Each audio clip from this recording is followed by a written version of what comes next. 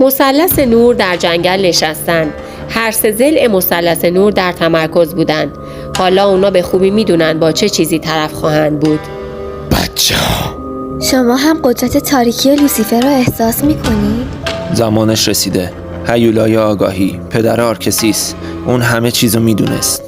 باید با هم در یک خط قدرتی قرار بگیریم.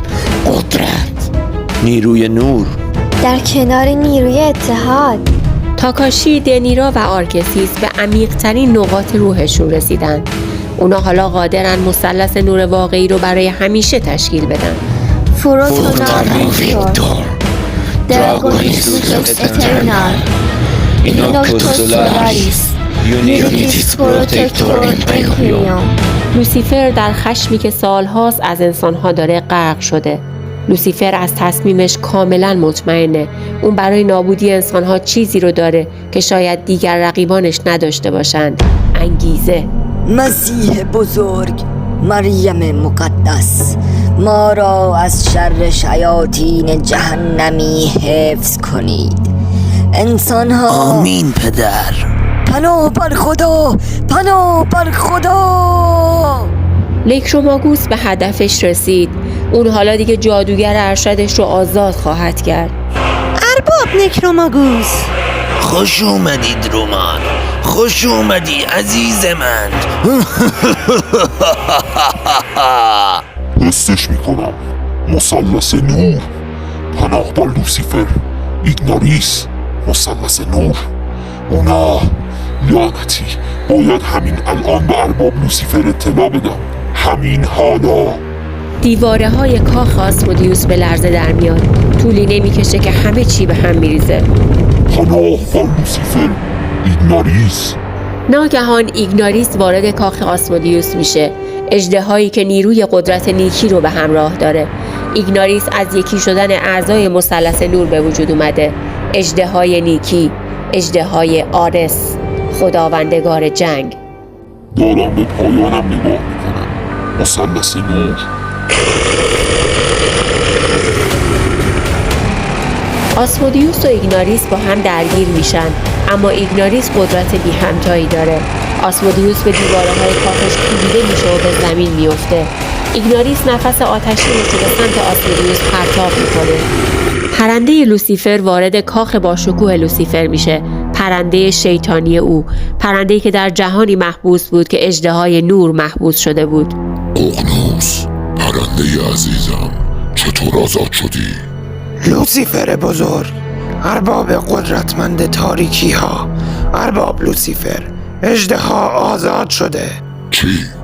من سالها پیش اژدهای نور رو نیمه جان پشت دربهای جهنمی حبس کردم. چطور چنین چیزی ممکنه؟ ارباب لوسیفر، جهنم توسط نیروهای نور متحد احاطه شده. نیروهای نورانی جسم بیجون اژدها رو دوباره زنده کردند. ارباب لوسیفر، نیروی ارشد ایگناریس بازگشته. نه، این نقشه منو از بین میبره. برو و آسمودیوس رو به اینجا بیار، همین حالا. ارباب متاسفم، اما آسمودیوس. چی؟ آسمودیوس توسط خشم تمام وجود لوسیفر رو احاطه کرده بود. آتش زیر خاکستر دوباره شعله‌ور شده. نکروماگوس رو پیدا کن. درومار آزاد شده. درومار تنها جادوگریه که قدرت بیدار کردن اهریمن درون من رو داره. باید طلسم به درستی شکستشه توسط یک جادوگر. بله ارباب. لوسیفر هنوز قادر نیست تمام نیروی تاریکیش رو به کار بگیره، چون طلسم آزادیش توسط جادوگرانش شکسته نشده. این طلسم توسط آسمودیوس اهریمن جهنمی شکسته شد. لوسیفر برای آزادی نیروی شر درونیش نیاز به جادوگری وفادار داره. درومار جادوگری است وفادار به نیروی مطلق تاریکی و این همان دلیلی است که لوسیفر درومار رو آزاد کرد. و من تونستم و تو رو آزادت کردم. بنابراین لوسیفر برگشته. اون احمق در توهم این به سر میبره که بزرگترین نیروی تاریکی جهانه. ارباب، از شما متشکرم که من را آزاد کردید، اما باید بگم ارباب لوسیفر قدرت ارشد تاریکی هاست. من هیچگاه به ایشون خیانت نخواهم کرد. تو چی گفتی درومار؟ چطور جرأت میکنی؟ من سالها جادوی سیاه تو رو پرورش دادم. نکروماگوس، هممون میدونیم بازگشت لوسیفر ممکن نبود، اما اون برگشته. اون قدرتی در وجودش داره که ما براش چیزی جز شوخی نیستیم. بهتره باهاش متحد باشی نکروماگوس. خیلی خوب، انگار آزادت کردم تا خودم بکشمت درومار. لوسیفر به خوبی میدونست درومار وفادار به قدرت مطلقه. لوسیفر برای آزادی درومار نیاز داشت تا یک جادوگر تاریکی قدرت جادوی نور رو بشکنه و برای این کار نکروماگوس رو به بازی گرفت. درست زمانی که درومار و نکروماگوس بحث میکردن، ققنوس وارد سوله نکروماگوس میشه. چی؟ ققنوس؟ به انتهای مسیر نزدیک هستیم. واو، از دیدنتون خوشحالم جناب ققنوس.